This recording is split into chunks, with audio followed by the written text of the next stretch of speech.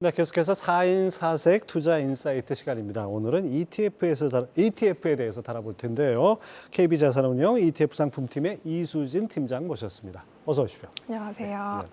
자, ETF 시장도 뭐 증시하고 동떨어져서 갈 수 없으니까요. 네. 미국에서 이제 퍼스트 리퍼블릭 은행 이것이 미국 시장에서 좀 발목을 잡았죠. 근데 뭐 JP모건이 인수하면서 어느 정도 좀 수그러 드는 거 아닌가 이런 생각도 드는데요. 네. 사실 이 퍼스트 리퍼블릭 뱅크 사태는 실리콘밸리 뱅크부터 크레딧 스위스 사태 겪으면서 어느 정도는 좀 예견돼 왔던 그런 상황이기도 하고, 특히 이제 사실 최근에 이제 이런 사태가 일어나는 배경부터 생각을 해보면 어떤 고금리에 따른 부담이라든지 은행들이 보유한 채권의 손실이라든지 또 대규모 예금 이탈 이런 것들에서 비롯된 상황이기 때문에 사실 개별 기업 이슈로 바라볼 수는 없을 것 같고요.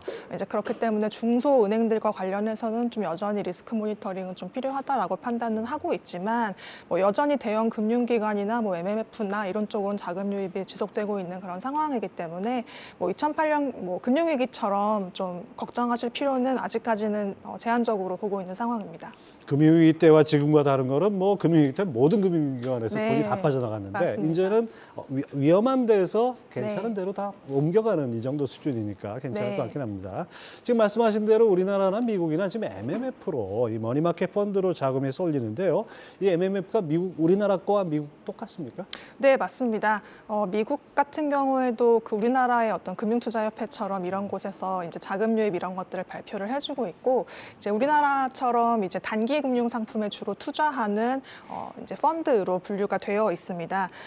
MMF는 사실 금융기관이나 기업 입장에서는 어떤 단기 자금 조달의 중요한 원천이기도 하고, 투자자들 입장에서도 어떤 유동성 관리나 유유 자금을 어떤 투자할 수 있는 그런 금융 상품 중에 하나인데요.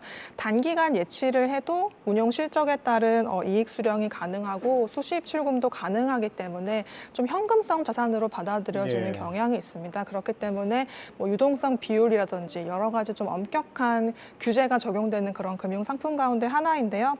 우리나라 공모 MMF 시장 전체 순자산 규모 지금 한 136조 원 기록을 하고 있고, 대부분 80% 정도가 이제 법인형으로 분류가 되어 있는데 지금 뭐 금리가 3.6% 후반대에서 지금 형성이 되어 있고요.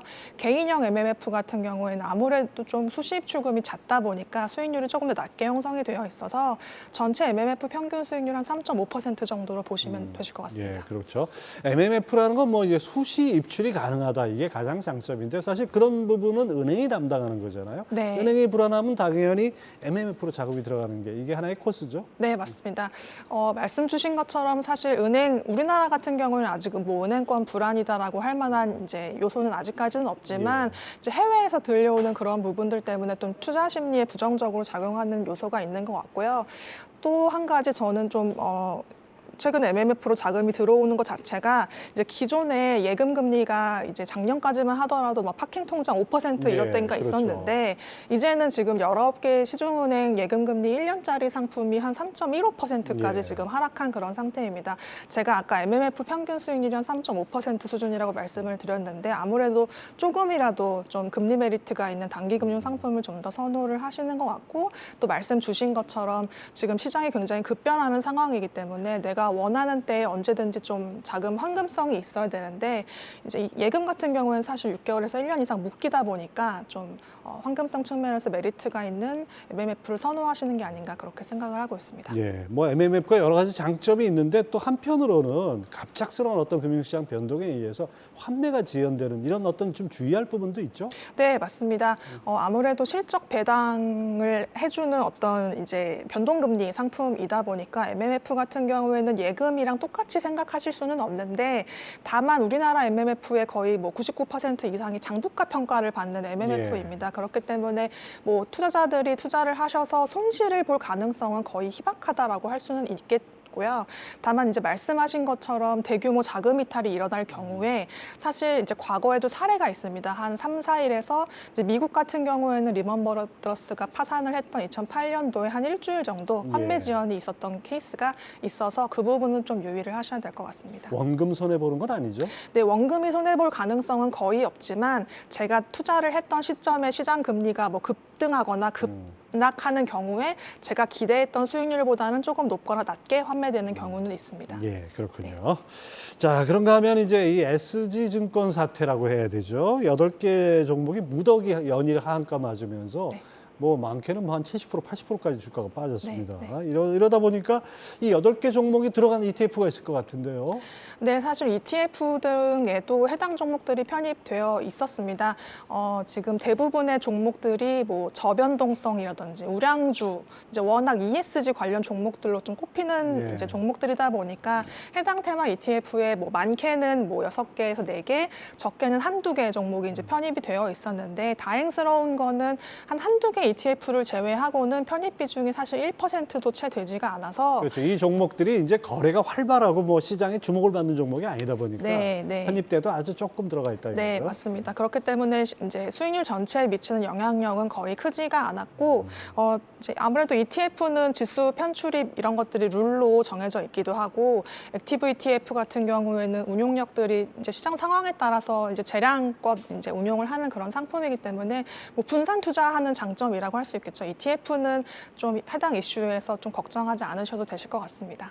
ESG 관련 저변동성 상품, 가치주나 이런 데 주로 들어가 있었는데 뭐 1% 미만이니까 크게 수익률을 뭐 좌우할 정도, 이 정도는 아니다. 이렇게 볼 수 있겠네요.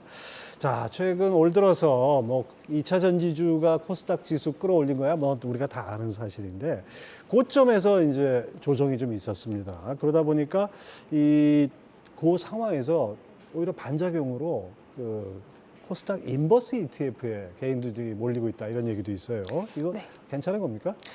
사실 연초 이후에 개인 투자자들 순매수가 가장 많이 있었던 상품이 이제 코스닥 150 선물 인버스 상품입니다. 약 5천억 원 정도의 순매수가 있었던 것으로 확인이 되고 있는데요.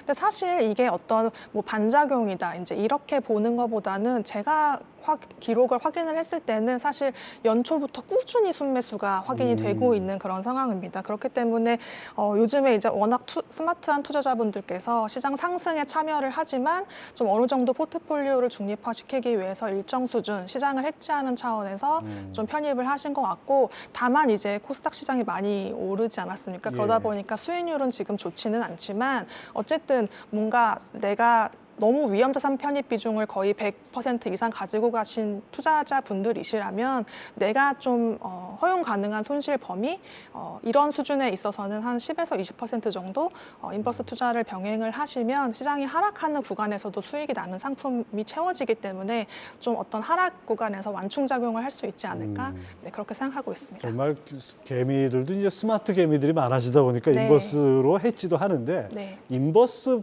ETF만 하시는 이런 분들은 없죠?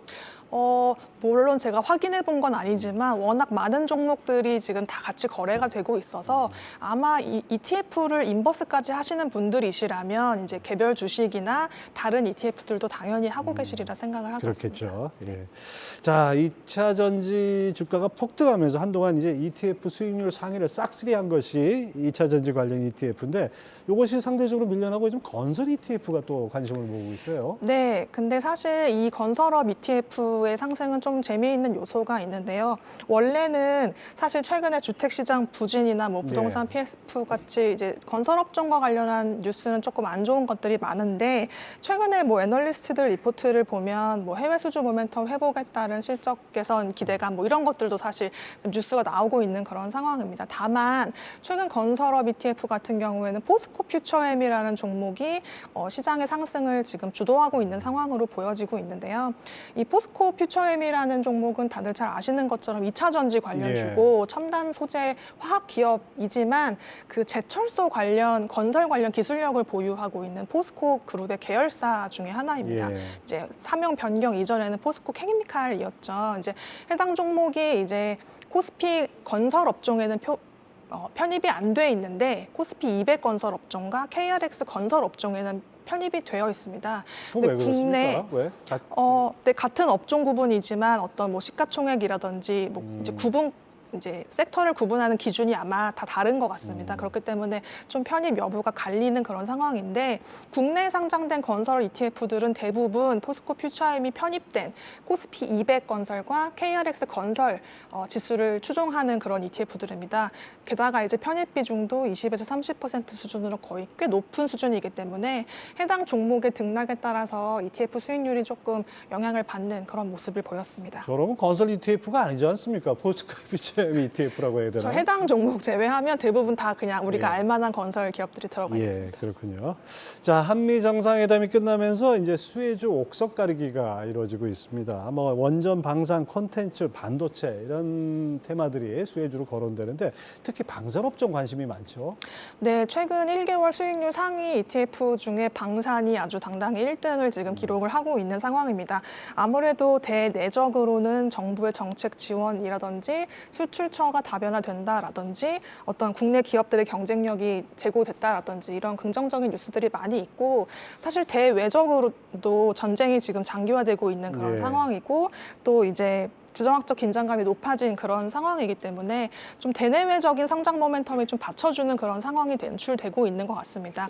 다만 사실 최근에 많이 오른 경향도 있고 방산이라는 테마 자체가 워낙 대외 변수에 영향을 많이 받는 그런 이제 섹터이다 보니까 그렇죠. 변동성이 지금까지 좀 높은 그런 수준을 기록해 왔고 앞으로도 좀 그런 부분에 있어서는 유의하실 필요가 있어 보입니다. 1개월 동안 수익률이 뭐 적게는 15%에서 많게는 24%까지 지금 나오네요. 네, 맞습니다. 아무튼 뭐 상당히 방산주가 좋았다는 건 다 알고 있는데 또 지금 들어가는 건 어떻습니까? 지금 들어가기엔- 저는 사실 방산도 그렇고 뭐 K 컨텐츠라는 이제 앞서 말씀해 주셨던 테마도 그렇고 뭐 반도체 이런 섹터들 전부 다 장기적으로 성장 매력이 있는 그런 상황이기 때문에 지금 당장 뭐 어떤 높은 비중으로 추격 매수 하시는 거에 대해서는 조금 자제하시라고 말씀을 드리고 싶지만 장기적인 관점으로 분할 매수 하시면 좋은 성과가 예. 있을 걸로 판단하고 있습니다. 자, 최근 상장된 ETF 뭐 특징 같은 거 있습니까? 4월에도 지금 굉장히 다채로운 ETF들이 많이 상장을 했습니다. 올해 지금 37개가 총 상장을 한 그런 상태인데요.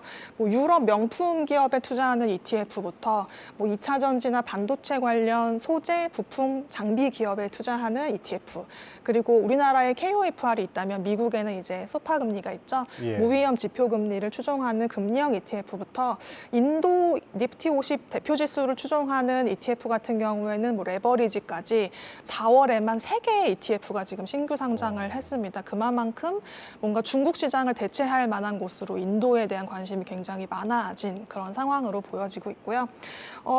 제가 앞서서 MMF 시장으로 좀 대규모 예. 자금 유입되고 있다고 말씀을 드렸는데 아무래도 좀 환금성이나 또 투자의 편의성이나 이런 측면에서 ETF를 활용해 보시면 좋으실 것 같습니다. 5월 9일에는 이제 KB스타 머니마켓 액티브 ETF가 상장 예정이니까 관심 가져보시면 좋으실 것 같습니다. 투자자 여러분들이 뭘 좋아하실지 몰라서 다 준비했습니다. 뭐 이런 느낌이 드네요. 네, 맞습니다. 자, ETF 투자 전략 어떻게 가져가야 될까요? 네, 사실 뭐 고금리 환경 변화에 따른 어떤 이제 경기에 대한 부담이 계속되고 있는 그런 상황이고요. 또 은행을 둘러싼 여러 가지 어떤 불확실성 그리고 지정학적 긴장감 이런 것들이 계속되고 있는 그런 상황입니다.